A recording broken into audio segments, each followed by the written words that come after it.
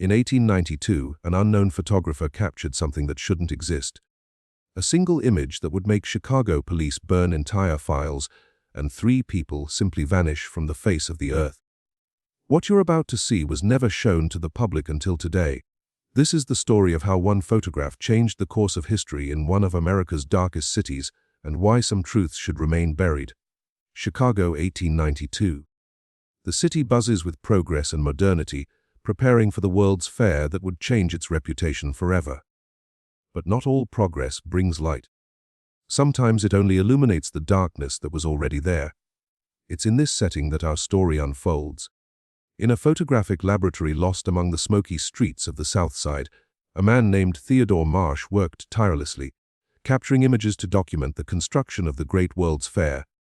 Marsh wasn't an ordinary photographer.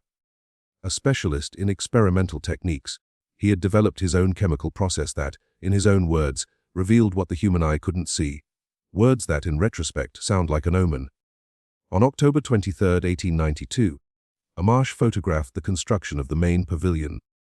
It was an ordinary Tuesday, cloudy with that characteristic humidity that foretold winter. Nothing indicated that this would be the last photo he would take, or that he would be alive to develop it.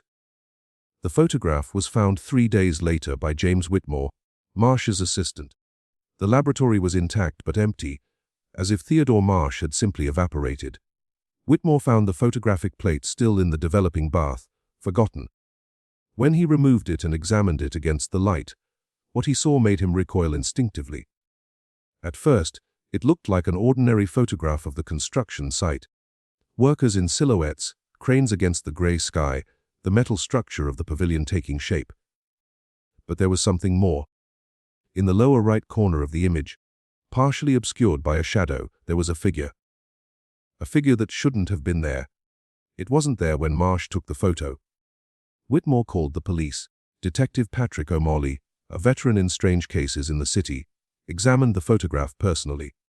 His records, found decades later in a forgotten file, described the figure as humanoid, but distorted, as if it were materializing or dissolving into the shadow itself.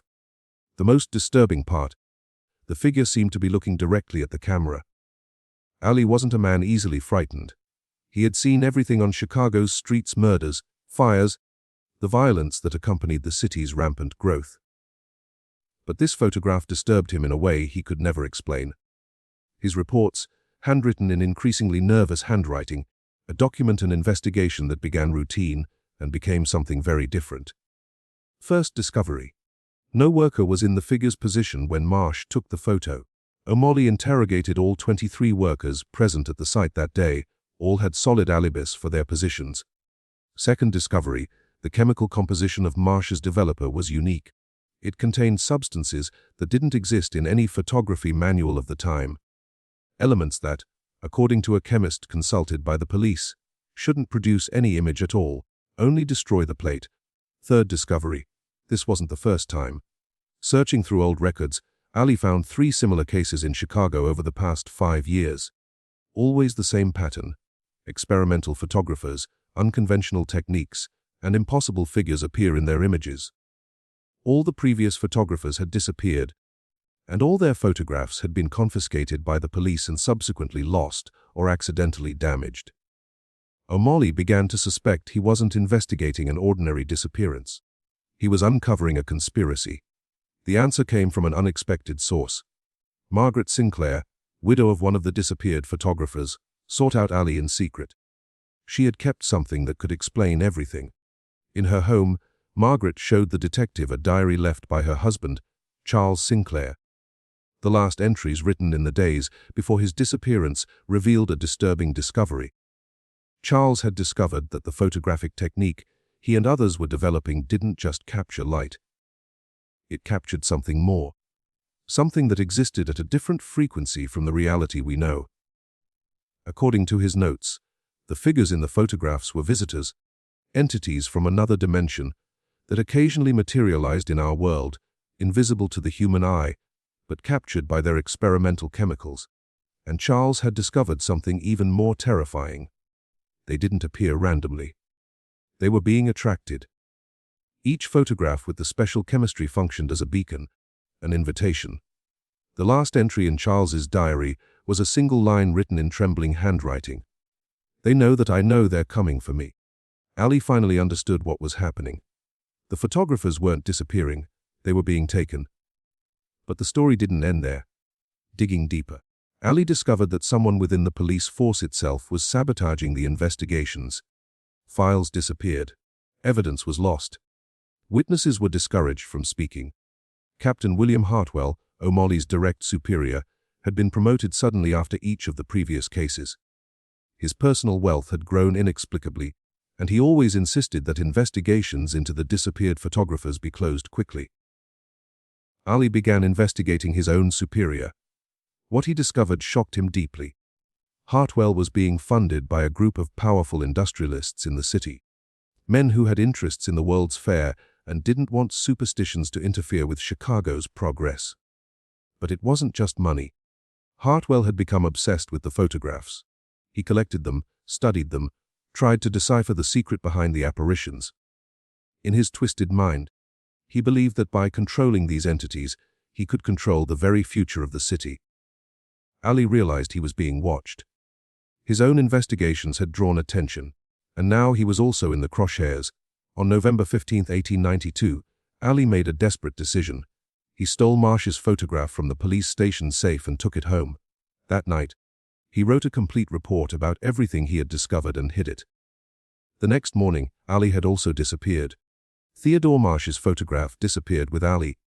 Officially, the case was closed as a suicide by drowning in Lake Michigan. Nobody was found, but the story didn't die with him. Ali's hidden report was found in 1952 during renovations to his old house. 60 years later, someone finally read the complete truth, and the photograph, fragments of it, reappeared over the years. A partial copy was found in Hartwell's personal files after he died in 1923.